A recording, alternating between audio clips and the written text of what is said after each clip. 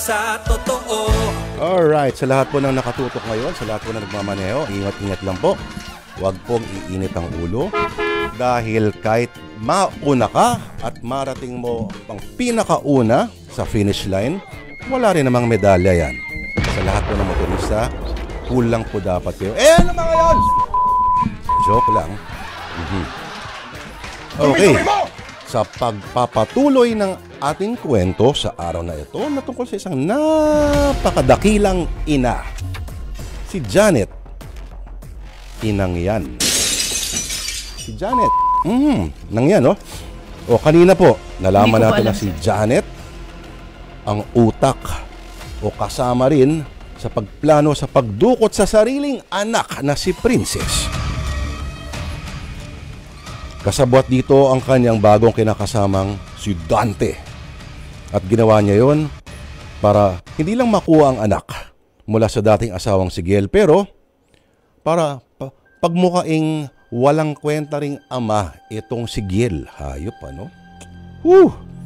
Magtagumpay kaya si Janet sa kanyang balak at makakuha ng ilang milyon na paghahati-hatian ng mga kasama niya along the way.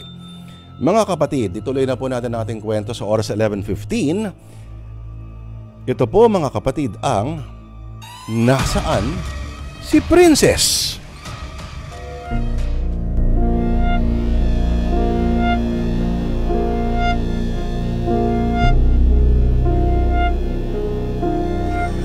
Gil, ano nang balita? Anong plano ng mga pulis? Masado na lahat. Nasabihin na rin ako kung anong mga gagawin sa Huwebes. Talaga? Anong plano? Hindi pwedeng sabihin. Confidential. Anong confidential? Anak ko yung nire-rescue. Karapatan kong malaman kung anong gagawin nila para masiguro kong ligtas si Princess. Kalma lang, Janet. Magtiwala ka na lang sa mga polis. Alam nilang ginagawa nila. Kailangan ko malaman, Gil. Ano ba ang plano? Masyadong maraming detalye. Mahirap ipaliwanag. Basta, papalibutan na ng mga pulis yung lugar na pagbabagsakan ng pera para masigurong tiklo ang mga kidnapper. Janet, makampante ka na. Okay? Maililigtas ang anak natin sa Huwebes.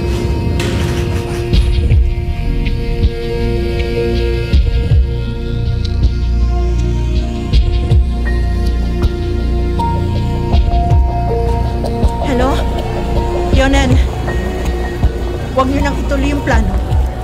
Alam na nila kung paano kayo dadalihin. Tingnan na naging bato pa!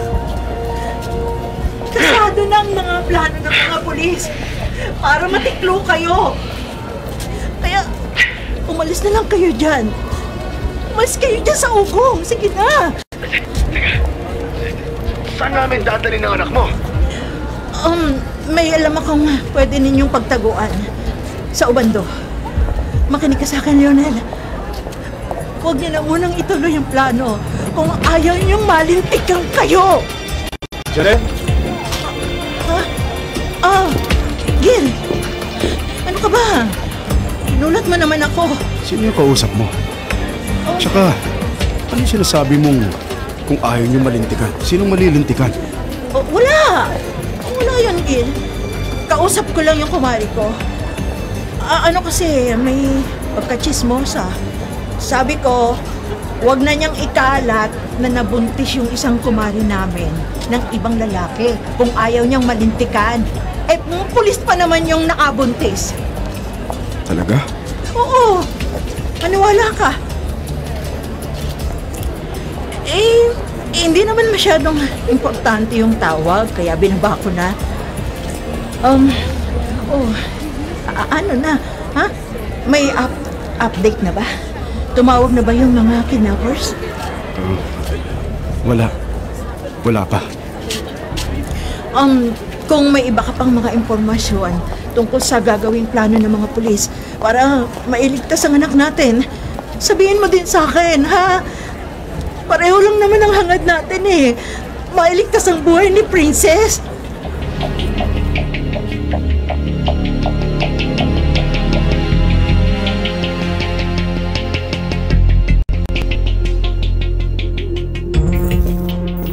Anak, kumusta ka na? Kinakabahan pa rin ako, Ma. Lahat naman tayo kinakabahan hanggat wala pa sa atin si Princess. Isa pang iniisip ko, si Janet. Bakit? Ano bang meron sa babaeng yun? Ewan ko. Pero parang nagdududa ako sa kanya.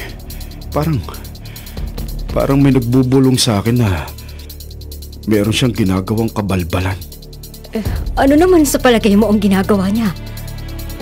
Kakaiba kasi ang mga kinikilos niya simula nung makidnap si Princess. Yung pag-aalala niya sa anak namin. Napapansin ko parang peke. Tapos gusto niyang alamin lahat ng detalye ng mga plano ng mga pulis para sa operasyon sa Huwebes. At saka kanina, naabutan ko siyang may kausap sa phone.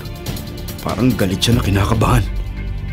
Tapos narinig ko na nagsabi siya na huwag daw ituloy ang plano kung ayaw malintikan. Tingin mo ba may kinalaman si Janet sa pagkidnap sa anak mo? Hindi kaya, Ma. Palabas lang ang lahat.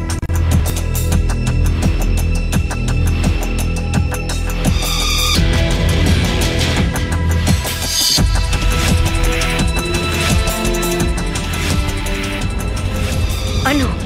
Anak, kumusta na kayo? Eto po, nasa van na ako. Kasama ang 3 pulis. May sumusunod din sa amin na backup. Papunta na po kami sa Ugong, sa lugar na tinig sa akin ng kidnapper. Mag-iingat kayo, anak, ha?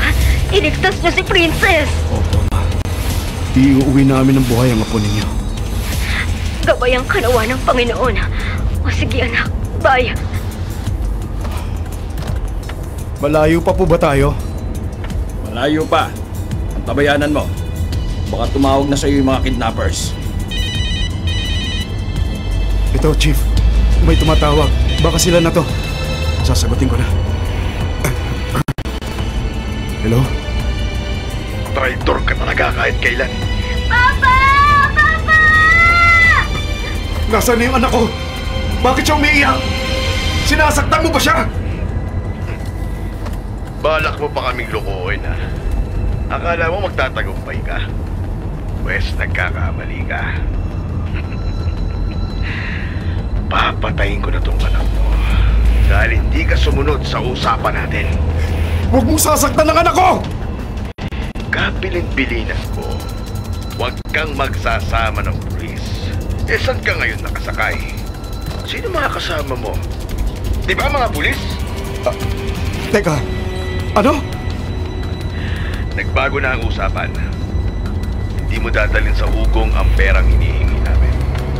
Sa ibang lugar na. Saang lugar? Sa Ubando. Ititext ko sa'yo ang eksaktong lugar at siguraduhin mong wala kang kasamang mga pulis. Kasi kung hindi, pasasabugin ko ang ulo ng anak mo. Nagkakaintindihan pa tayo? Oo. Mabuti kung ganon. O ano? Ano sabi ng kidnapper sa'yo? Alam nila na may kasama akong mga pulis.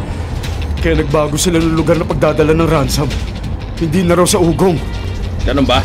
Eh, saan? Sa Ubando.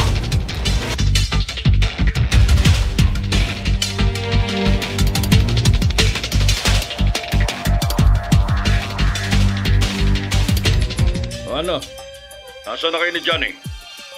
Nandito na kami sa sinasabi mong warehouse sa Ubando. Natawagan mo na ba si Miguel? Oo. Sabi ko huwag siya magsasama ng mga pulis dahil kung hindi, patay ang anak niya. Pero wag pa rin kayong papasiguro, ha? Alam ko magdadala pa rin siya ng mga pulis. Huwag ka mag-alala. Mag-iingat kami ni Johnny.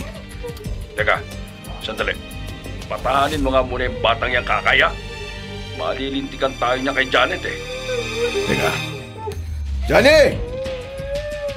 Patahimikin mo yung bantagan! Baka ingay! Oo, Boss Leonel!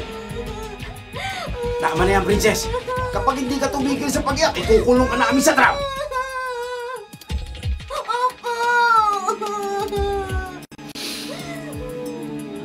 Anong plano natin, kuya? Ganito, Antayin nyo lang si Nagel dyan. Magtatawag naman ako ng backup eh. Kahit bayaran ko na lang sila ng tigto 20,000 sa mapaparte kong ransom. Sige, kuya.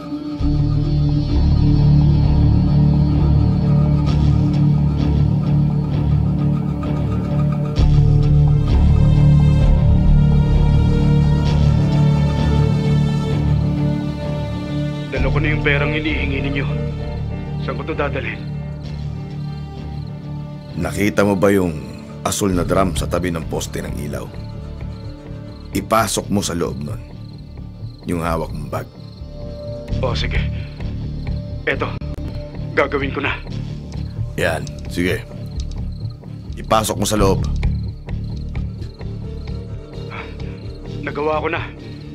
Nasaan na si Princess? Saan ko siya makikita? Masyado kang apurado eh. Nasa tabi-tabi lang ang anak mo. Sasabihin ko lang sa'yo ang eksaktong lokasyon pag nakaalis ka na sa lugar na yan. Nasaan na ang anak ko? Ang kulit mo. Sinabi na ngang umalis ka na dyan. Makukuha mo ang anak mo. Sige, sige. Aalis na ako. O yan. Umalis na si Gel sa vicinity. Johnny! Bakit, boss? Halika rito. Bakapan mo ako. Bukunin natin yung pera. Sige, boss. Sige, buksan mo na yung drum na yan. Nasa loob niyan yung bag na may pera. Boss, eto na nga yung bag. Uy! May mga pulis! Dali! Boss, nasa akin yung pera! Umalis na tayo dito! Dali mo! Paputukan natin sila!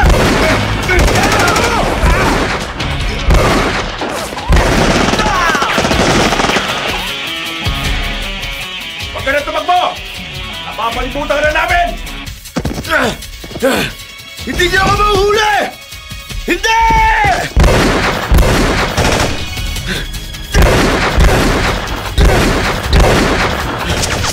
Makuha yung bag ng pera! Paano na? Magkamatayan na!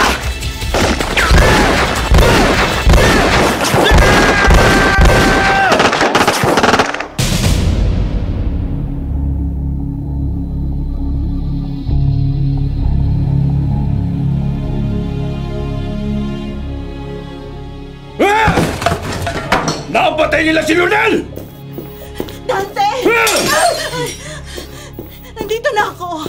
Ano ang problema? Napuruan nila sila Lionel at Johnny. Bulilyaso yung 3 milyon piso! Si Princess! Nasa na ang anak ko? Hindi ko ibibigay sa'yo si Princess. At bakit naman hindi? Hindi mo makukuha si Princess hanggat hindi ko nakukuha yung pera! Hindi ito usapan natin! Akin ang anak ko! Pinatay nila ang kapatid ko! Kaya buhay ng batang yun ang kapalit! Huwag mong idamay si Princess, Dante! Ilabas mo na ang anak ko! Gusto mo yatang sumamang mamatay sa anak mo eh. O di sige, pagbibigyan kita! Dante, wag! Ano? Wag! Wag mong gawin sa akin to! Mahal kita, Janet. Pero mas mahal ko ang 3 milyon. Pasensya ka na. Pero kung hadlang ka sa mga plano ko, hindi ako magdadalawang isip na patayin ka na kasama mo ang anak mo! Wala nang mas romantic pang mga salita kesa sa mahal kita, pero mas mahal ko ang 3 milyon. Ang sweet naman. Ano kaya ang kahinatnan ng mag-inang Janet at Princess? At kung tama nga bang gamitin ang salitang ina para kay Janet? Ina, Janet. Woo! At may pag-asa pa kaya silang maligtas sa mga otoridad? Itong si Janet ay naging biktima o mukhang magiging biktima ng sarili niyang kalokohan.